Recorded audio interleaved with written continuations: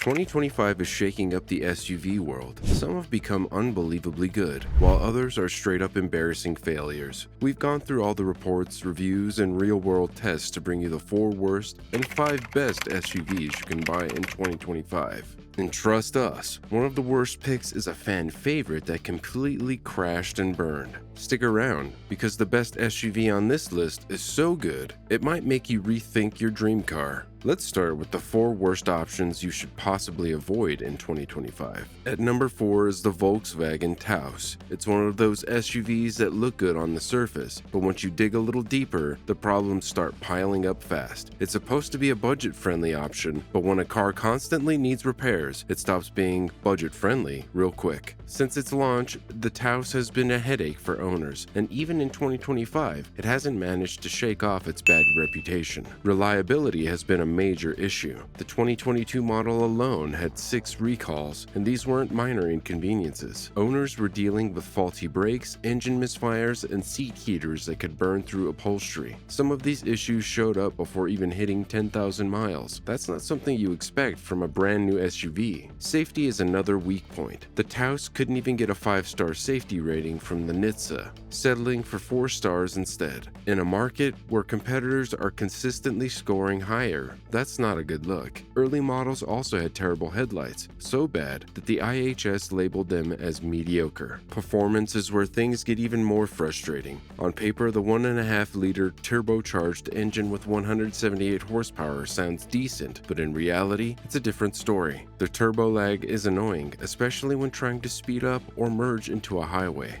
The power delivery is uneven too. Then there's the warranty, which is only 4 years or 50,000 miles. That's half of what some competitors offer. For an SUV with known reliability problems, that short coverage is a bad sign. The depreciation is another problem. Some Taos models have lost nearly 50% of their value in just 2 years, which makes it a terrible investment. Spending money on something that loses value that fast never feels good. At number 3 is Ford Escape, also known as the Kuga in Europe. This one has been around for a while, but the 2025 version has too many flaws to ignore. It has serious reliability issues, especially with the base 1.5-liter EcoBoost engine. Ford has issued multiple recalls over the years due to fire risks. The hybrid models have had even worse problems. Just in February 2025, Ford recalled over 20,000 vehicles globally because of defective battery modules. These weren't just minor defects. Some of these battery issues could cause overheating or even fires. To make matters worse, owners were told not to fully charge their vehicles until a fix was found. The interior doesn't help its case either, with the starting price over €30,000 for mid-level trims. You'd expect a well-designed cabin, but Ford went with cheap plastic all over the place. Even the higher trims don't feel premium, and when you compare it to something like the Mazda CX-5, it's obvious that the Escape is way behind in quality. Driving it isn't much better. Ford markets the Escape as a versatile and comfortable SUV, but it's stiff over bumps and uninspiring to drive. The steering doesn't give much feedback, and the ride isn't as smooth as it should be for a family SUV. It feels like Ford was trying to do everything at once: sporty, practical, fuel efficient, but ended up not doing anything particularly well. At the end of the day, the 2025 Ford Escape Kuga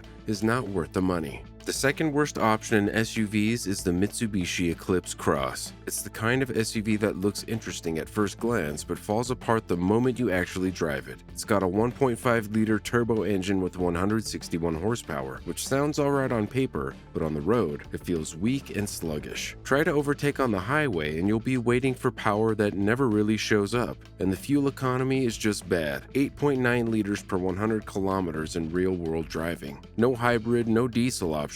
Just outdated efficiency in a time when every other brand is moving forward. Ride quality makes things worse. The suspension is stiff, making every bump feel like a pothole, and when you take corners, the body roll is so bad it feels like the car is leaning away from the road. Inside, it's all hard plastics and cheap materials, nothing close to what competitors like Peugeot or Volkswagen offer. The infotainment system is old, clunky, and frustrating to use. Practicality isn't great either. The sloping roofline eats up cargo space, and rear visibility is terrible. Parking and reversing are a hassle because of the awkward rear window design. Resale value is another downside. Mitsubishi's presence in Europe is shrinking, and this thing is expected to lose 45% of its value in 3 years. On top of that, owners have reported electrical issues, infotainment glitches, and safety system malfunctions. At number 1 is Jeep Grand Cherokee 4xe. Over €80,000 for an SUV that promises hybrid efficiency but delivers frustration. The plug-in hybrid system feels clunky, switching between gas and electric with a noticeable jerk. Electric-only range is just 43 to 45 kilometers, while the BMW X5 Hybrid can do 108 kilometers with ease. Then comes the real disaster: battery fire risks. Jeep had to recall 35,000 units because these SUVs were catching fire while parked or charging.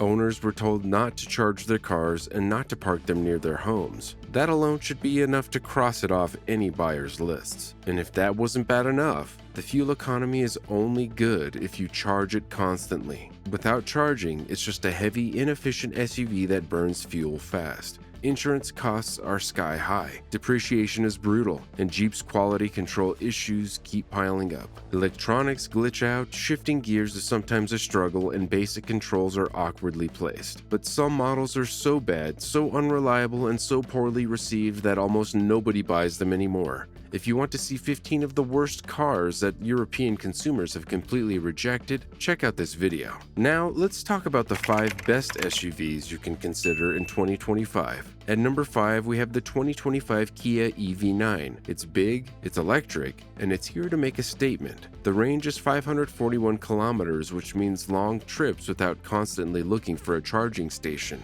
When you do need to charge, it's quick. A 350 kilowatt DC fast charger gets the battery from 10% to 80% in just 25 minutes. But this isn't just about range and efficiency. The EV9 is shockingly quick. The dual-motor all-wheel drive version packs 508 horsepower and goes from 0 to 100 kilometers per hour in 4.6 seconds. The ride stays smooth because Kia threw in an electronically controlled suspension, ECS, that adjusts itself based on the road ahead. No more nasty surprises from potholes. The inside is just as impressive. The cabin is built with sustainable materials like vegan leather and recycled plastics, but it still feels premium. There are dual 12.3-inch screens, an AI-powered infotainment system, and features like highway driving assist 2 and remote smart parking assist that make driving easier. Then there's the price. At around €65,000, it's significantly cheaper than rivals like the Tesla Model X or BMW 9, while offering just as much, if not more in some areas. Awards like Edmunds top-rated electric SUV and Cars.com Best Electric Vehicle of 2025 prove that this isn't just hype, it's one of the best electric SUVs out there. At number 4, we have the Toyota RAV4 Hybrid. It has been the go-to hybrid SUV for years, and it just keeps getting better. The 2.5-liter 4-cylinder engine works with 3 electric motors to deliver 219 horsepower. Nothing too wild, but it's more than enough for daily driving. The fuel economy is the real highlight. 4.7 liters to 100 kilometers. It saves money, it's reliable, and it barely needs refueling. The plug-in hybrid version takes efficiency even further with 68 kilometers of electric-only range. This isn't just a fuel saver though. Toyota's electronic on-demand all-wheel drive keeps it steady on rough roads and in bad weather. There's even a trail mode that helps if the terrain gets tricky. Whether it's snow, mud, or just uneven roads, this SUV handles it without a fuss. The inside is built for everyday practicality. There's 580 liters of cargo space, plenty of room for whatever needs to be packed. The latest Toyota Safety Sense comes standard with adaptive cruise control, lane keeping assist, and automatic emergency braking. The infotainment system is simple to use, and there's an optional 10.5-inch touchscreen, wireless Apple CarPlay, and over-the-air updates. Starting at around €40,000, it's one of the smartest choices in its class. At number 3, we have 2025 BMW X1 M35i xDrive. It's quick, sharp, and packed with everything that makes a BMW feel special. With 312 horsepower, it jumps from 0 to 100 kilometers per hour in just 5.4 seconds, which is ridiculously fast for a compact SUV. The top speed is locked at 250 kilometers per hour, but let's be honest, that's more than enough. It's the type of power that makes merging onto highways feel effortless and overtaking feel like a game. The design has that perfect mix of aggression and elegance. Dual exhausts, M Sport seats with illuminated logos, a panoramic sunroof, and ambient lighting all add to the experience. Inside it's packed with tech, featuring BMW's latest iDrive 9 infotainment system with a 10.7-inch touchscreen. Apple CarPlay and Android Auto come wireless, because cables are a thing of the past. For an SUV this quick, the fuel economy is surprisingly decent at 6.9 liters per 100 kilometers. And for those who want to save even more fuel, there's a plug-in hybrid version that can do 88 kilometers on electric power alone. Starting at €42,000, it delivers high-end performance without needing to spend X3 or X5 money.